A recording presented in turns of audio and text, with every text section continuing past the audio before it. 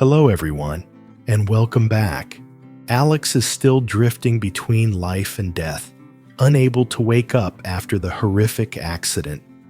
Meanwhile, Tuna and Mrs. Min have finally received news about Alex, but it's the kind of news that almost shatters their hearts. The moment she hears the words, Accident Tuna starts trembling uncontrollably. Her legs give out, and she collapses onto the bed, tears streaming down her face in panic. Alex, what happened to you? As for Mrs. Min, she pushes aside her fear and her tears. Alone, she plunges into the darkness of the night, racing through winding mountain roads, with only one thought in her mind: to see her son again. But that road is filled with danger at every turn. Will Mrs. Min reach Alex in time when every trace seems to have vanished? Please leave a message of love and support for Tuna to give her strength during this heartbreaking moment. And don't forget to like and subscribe to the channel to follow the next developments in this emotional and dramatic story. Because what lies ahead may be a miracle or a loss no one is ready to face. It was late at night. The farm was swallowed by cold fog and a suffocating silence. The only light came from the small house, a dim yellow glow trembling in the wind, just like the hearts of those inside. Tuna sat, motionless, on a wooden chair, Henry fast asleep in her arms. The child's peaceful face only made the chaos in her heart worse. Her phone lay on the table, the screen dark, yet it felt like it was pressing down on her eyes every single second. Mrs. Min stood by the window, staring at the pitch-black dirt road leading into the farm. She had called Alex over and over again. Still nothing. Just silence. A terrifying silence.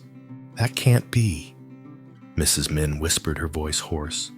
He never turns his phone off. Never. Tuna looked up, her lips pressed tightly together. Maybe he got caught up with something urgent, she said, though she didn't believe her own words. Mrs. Min turned to look at her. In her eyes, worry had turned into real fear. Tuna, I have a bad feeling. Those words hit Tuna like a knife straight to the heart. She hugged Henry tighter, her breathing growing shallow. Broken images flooded her mind. Alex's promise that morning, his smile, the way he looked back before leaving. No. Na shook her head again and again. He promised. He said he'd come back. Just then, ring! The phone rang sharply, ripping through the silence. Tuna jumped, her heart nearly bursting out of her chest. She grabbed the phone, her hand shaking so badly she almost dropped it. An unknown number. Hello? Her voice cracked. On the other end was a man's urgent voice, mixed with wind and static. Are you a family member of Alex? Tuna froze. Yes, I am. He's been in a serious accident. A local resident brought him home to give first aid. His condition is critical. The phone slipped from Tuna's hand and hit the floor with a dull thud. She stood there completely frozen. Tuna, what happened? Mrs. Min rushed over. Tuna broke down, her legs giving way. Alex, he's been in an accident. Mrs. Min's face went pale. She grabbed the edge of the table to keep from collapsing. A second later, the strong woman broke into sobs, her trembling hands covering her mouth. Oh God, Alex! Henry suddenly woke up and burst into tears, his cries cutting through the room. Tuna held him close, tears streaming down her face as she whispered through her sobs, "Alex, please don't scare me." Somewhere else, in an old wooden house at the foot of the hill, Alex sank deeper into unconsciousness. Cold sweat covered his forehead. Broken voices echoed in his mind. "Tuna, Henry." The old woman panicked and gripped his hand tightly. "Hold on, my child. Your family is coming. Don't give up now." Outside, the wind howled louder. Dark clouds rolled in, as if warning of a storm about to break.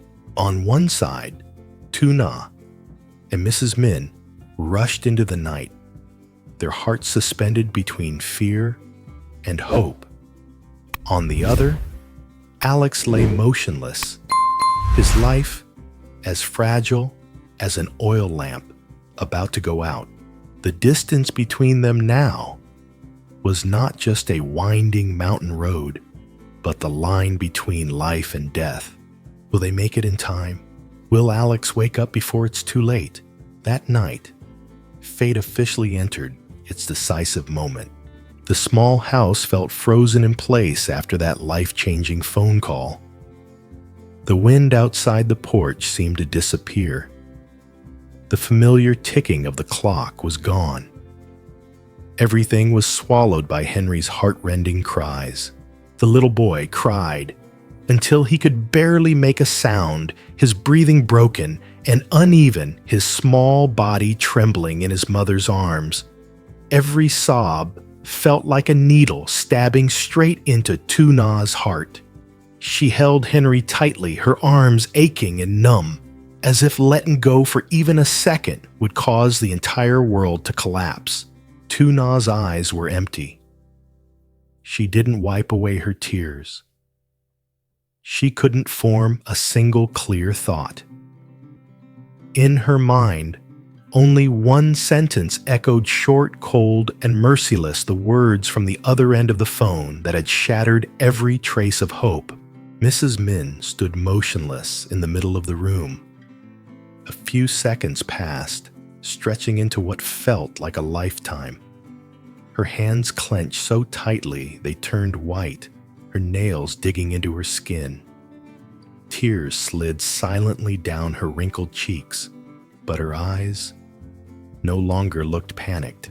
They were the eyes of a mother who had known loss before, who understood all too well the cost of breaking down. She took a deep breath. Her breathing trembled, but she forced her voice to stay steady.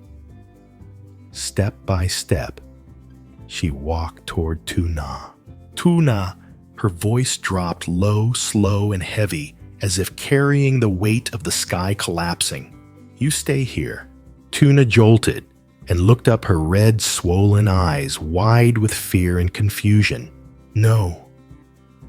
No." She shook her head over and over, her voice breaking apart. "I have to go with you. I can't sit here and wait. I'm his fiancée. I need to be with Alex." Mrs. Min shook her head firmly. No hesitation, no negotiation. She grabbed Tuna's hand, ice-cold shaking, as if all the strength was draining out of her. "Listen to me." Her voice was firm, almost commanding. "I'll go. I have to be the one to go." She lowered her gaze to Henry, still sobbing softly, his tiny hands clutching his mother's clothes as if afraid she might disappear. The hardness in Mrs. Min's eyes softened her voice, catching. "Look at Henry. He needs you right now. If you panic, he'll be scared. I can't let both of you fall apart." Tuna shook her head again, tears pouring uncontrollably. "But if I don't go, if he wakes up and doesn't see me, what then?"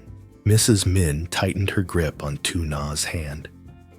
Her voice sank lower, slower, heavier, each word cutting deep. "Because you're the one he loves the most. That's exactly why I don't want you to see what might happen. She paused. She had to turn her face away before continuing. I don't know how bad Alex's condition is. I'm afraid. Her throat tightened. If the worst happens, I don't want you to break down in front of Henry. Those words hit Tuna like a cold blade to the heart. She collapsed into tears, clutching her child, her entire body shaking as if the air had been ripped from her lungs. He promised me. He promised he'd come back. Mrs. Min reached out and wiped Tuna's tears. This time her voice softened but felt heavier than ever. I believe in Alex. He's strong. But right now, you have to be strong for him. Without waiting another second, she stood up quickly, grabbed her coat, and picked up the car keys. Before stepping out the door, she turned back and spoke carefully, clearly. Like speaking too fast might cause everything to shatter. Stay home. Lock the door. Don't overthink. Just hold Henry and wait for me. Tuna jumped up and rushed after her a few steps, her voice breaking in desperation.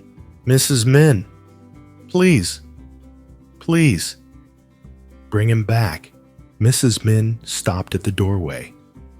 Her shoulders trembled slightly. She didn't turn around. She just nodded firmly. I promise. The door slammed shut. The sound of the car leaving the farm faded into the night, leaving behind a suffocating emptiness. Tuna stood frozen in the middle of the house, feeling as if the entire world had turned its back on her. She carried Henry back to the chair and held him tightly. His crying slowly faded into shallow, shaky breaths. Henry looked up at her with confused eyes, not understanding why everything suddenly felt so terrifying. Tuna leaned down and gently kissed his forehead. Her tears soaked his soft hair. Your daddy, she whispered. Your daddy is trying to come back. Outside, the night wind began to howl louder. The sky darkened. Heavy clouds rolled over one another, signaling a storm, approaching not just in the sky, but in their fate. Inside the small house, Tuna waited. Every second stretched endlessly. Far away, Mrs. Min drove through the darkness, her hands trembling on the steering wheel, her heart aching, her lips moving in constant prayer. And Alex still lay on the fragile line between life and death, waiting for a miracle or a goodbye that hadn't been spoken. That night, no one knew what would happen. They only knew that every decision made now could change the fate of an entire family. It was very late at night, the kind of late you only feel in the mountains when all familiar sounds have faded away, leaving behind a heavy, frightening silence. The small wooden house sat quietly in the darkness, almost swallowed by the thick night. Wind whistled through the cracks in the walls, creeping into every corner, carrying a cold that cut straight into the skin. In the kitchen, a small fire burned weakly, making dry crackling sounds like a countdown ticking away. The oil lamp, hanging from the ceiling beam, flickered with every gust of wind, casting faint shadows across the wooden walls, worn pale by time. The old woman's shadow stretched across the floor, warped and trembling, sometimes long, sometimes shrinking, like a silent witness to the struggle between life and death inside this house. Alex lay motionless on the old bamboo bed. His body looked noticeably thinner beneath the thin blanket. His face was pale lips, cracked, and dry dark bruises spread across his forehead, cheekbones, and arms clearly visible in the flickering light. Every time his chest moved even slightly, the old woman held her breath. His breathing was so weak that a single moment of distraction could make it disappear. She sat close by the bed, her back slightly hunched. Her hands were thin and frail, yet surprisingly steady. She dipped a clean cloth into a bowl of warm water, wrung it out carefully, afraid to spill even a drop. Then she gently wiped the dried blood from Alex's forehead, slow and cautious, almost holding her breath every time her hand touched his skin. Whenever Alex frowned, no matter how faint the reaction, her heart tightened. She immediately slowed down, became even gentler, as if the young man lying there were her own grandchild. "Hang in there, my boy." Her voice was hoarse, so soft it nearly vanished into the wind. "Don't give up. The night is long, but you have to make it through." She opened an old frayed bandage pack and carefully wrapped the wounds that were still seeping blood. Her fingers trembled, yet each movement was confident and practiced the confidence of someone who had saved lives with these hands, long before hospitals and proper medicine were available. When she finished, she paused and stared for a long moment at the young face, now painfully pale. A deep sigh escaped her chest. "You're so young," she whispered, as if speaking to herself. "There must be someone out there, waiting for you." She placed her thin hand on Alex's chest and listened, one beat, then another. Weak, very weak, but still there. She closed her eyes and clasped her hands in front of her chest. Her lips moved in silent prayer words she had whispered her entire life. She didn't ask for a miracle. She only asked that the heartbeat not stop tonight. Then she gathered her strength and helped Alex sit up. His body was heavy, lifeless, collapsing onto her shoulder. Cold sweat soaked through her clothes. His head tilted to one side, his cracked lips trembling. She quickly took the bowl of medicine, still warm, and lifted a small spoon to his mouth. "Come on, just a little," she whispered, coaxing him like a feverish child. She gently tilted Alex's head and patiently fed him drop by drop. The bitter liquid spilled from the corner of his mouth, running down his neck and soaking into the thin blanket. She wiped it away and continued, no frustration, no complaint. Each spoonful felt like a fragile thread of hope she was carefully passing into his unmoving body.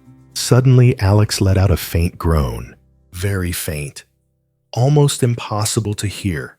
The old woman startled. Her heart raced, her hand shaking so badly she nearly dropped the spoon. "Alex!" She leaned closer, her voice trembling. "Can you hear me?" No answer. His eyes remained shut, but his breathing seemed a little steadier, a little clearer. Just barely, but enough for her to notice. She grabbed his hand and held it tightly, afraid that if she let go, that fragile thread would snap.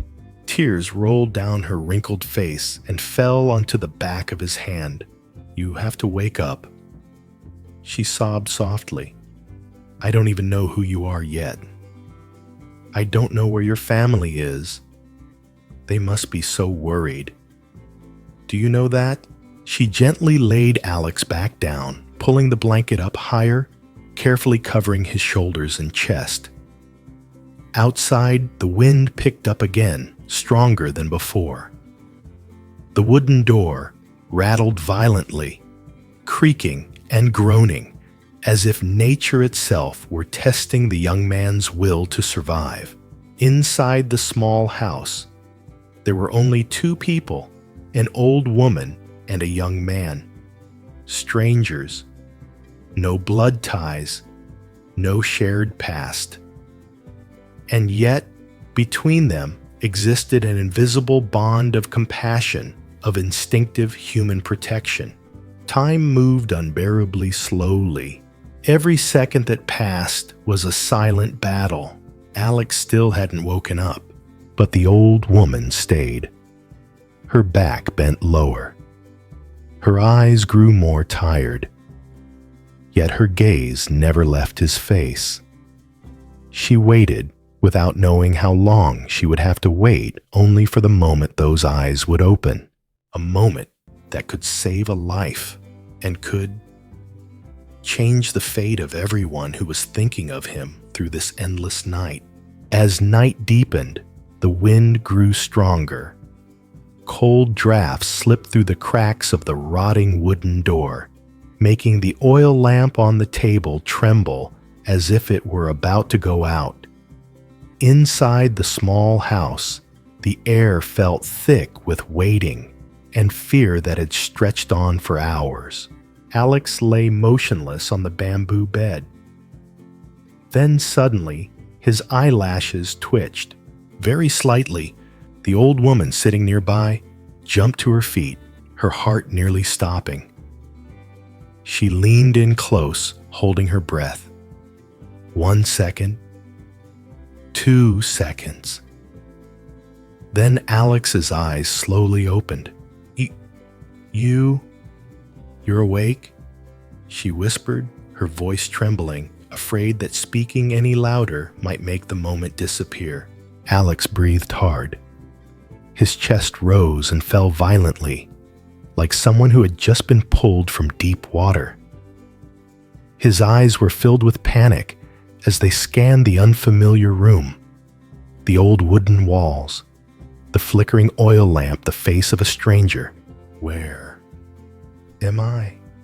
he asked, his voice hoarse and broken. The old woman burst into tears of relief. She grabbed his hand, shaking.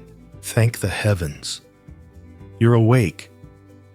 Don't be afraid, this is my home." Alex tried to sit up, but his head spun violently. A sharp wave of pain hit him, and he groaned, clutching his head. His breathing grew rapid, his eyes wide with fear. "Tuna!" he blurted out, his voice trembling. "Henry, where is my son?" The old woman froze. Her joy faded, instantly replaced by worry. "Easy. Take it slow," she said quickly, helping him lie back down. "You were in an accident. You fell down a ravine. I brought you here." Alex went still. An accident. A ravine. Broken flashes crossed his mind. A winding road, the screech of brakes, the feeling of falling. Then darkness. He closed his eyes, breathing heavily. "Tuna, my wife. She's waiting for me to come home." His voice cracked. "Do you remember a phone number for your family?" the old woman asked, urgently, hope in her eyes. Alex opened his eyes and stared at the ceiling. Seconds passed, feeling like an eternity. Then he slowly shook his head, confused. I don't remember. My head feels empty." The old woman was stunned. "Do you remember how to get home?" Alex tried to think. Roads, familiar faces. Everything was blurred like morning fog. "No," he said, his voice nearly hopeless. In that moment, it felt like the world collapsed. Alex had woken up, but he was lost inside his own memory. The hope that had just appeared was immediately swallowed by a new fear. Alex grew more frantic.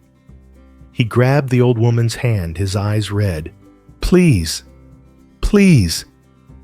if there's any way, tell Tuna that I'm still alive." The old woman choked up, gripping his hand tightly. "I'll help you.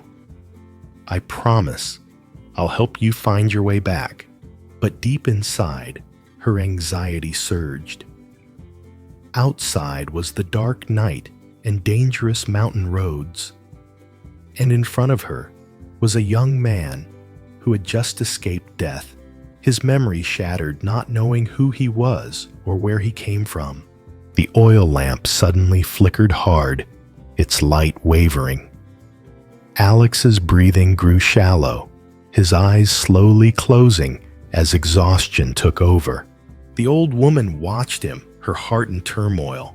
Alex was awake.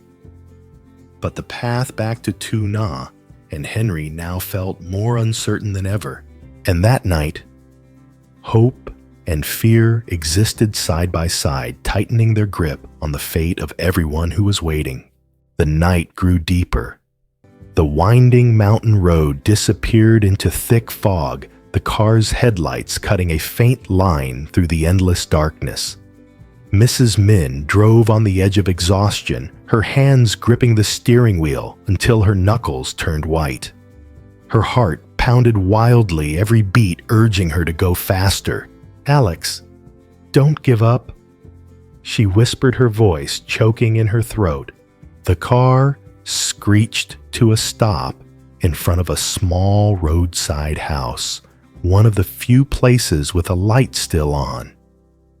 Mrs. Min jumped out, almost running to the door, her voice urgent. "Excuse me. Have you seen an elderly woman who lives near the foot of the hill?" She rescued a young man who was in an accident. The man inside looked confused and shook his head. "Which old woman? There are a lot of elderly people around here, and the foothills cover a big area." Mrs. Min froze, her heart tightening. She lives alone. An old wooden house. Often goes out to gather vegetables. She tried to describe, her voice trembling. The man frowned, thought for a moment, then shook his head again. "I'm not sure. Not many people go near the foothills at night these days. It's dangerous." Mrs. Min thanked him quickly and turned away. Her steps felt heavy. She didn't allow herself to slow down. She couldn't afford to collapse now. She went on knocking on door after door, asking everyone she could, ignoring the surprised or hesitant looks. Someone said, "Maybe it's Mrs. Sao, but her house is deep in the forest." Another replied, "No, that's not her." Mrs. Sao moved away. Each vague answer cut into her hope like a knife. The night fog thickened. Cold wind whipped against her face, making her shiver. She stood at a dirt road crossroads, surrounded by darkness. Every path looked the same. One wrong turn, and she might lose Alex forever. She picked up her phone and called the number that had contacted her earlier. "The number you have dialed is currently unreachable." The automated voice sounded cold, hitting her straight in the chest. "No, this can't be happening." Mrs. Min trembled as tears spilled over. She leaned against the car and took a deep breath to steady herself. Images of Alex flashed through her mind from childhood to adulthood. His gentle smile, the way he used to call her mom with so much love. She clenched her fist, telling herself she could not break down now. She turned and walked toward a small group of locals gathered near a roadside drink stall. Weak neon light reflected off her anxious face. "Please," she said, her voice almost a plea.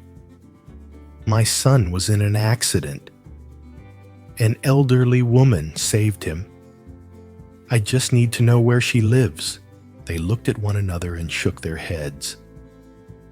Then an older man spoke up. "There is an old woman who lives near the rocky stream behind the hill. She keeps to herself. Her house is far in, but that road is dangerous at night. You won't manage. Please tell me how to get there," Mrs. Min said, almost dropping to her knees. The man sighed and pointed toward a faint, barely visible path in the distance. "If it's her, The house is behind a bamboo grove near a dry stream, but you have to hurry. Rain's coming. Mrs. Min's heart clenched. Without hesitation, she thanked him and rushed toward the narrow path. The car jolted violently as the tires rolled over rocks and gravel.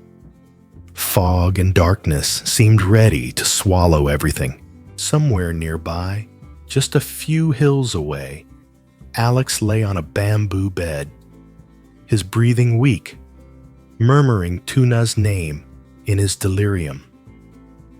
The old woman sat beside him, waiting in anxious silence. Two people, moving toward each other in the darkness. But would Mrs. Min find that wooden house in time before it was too late?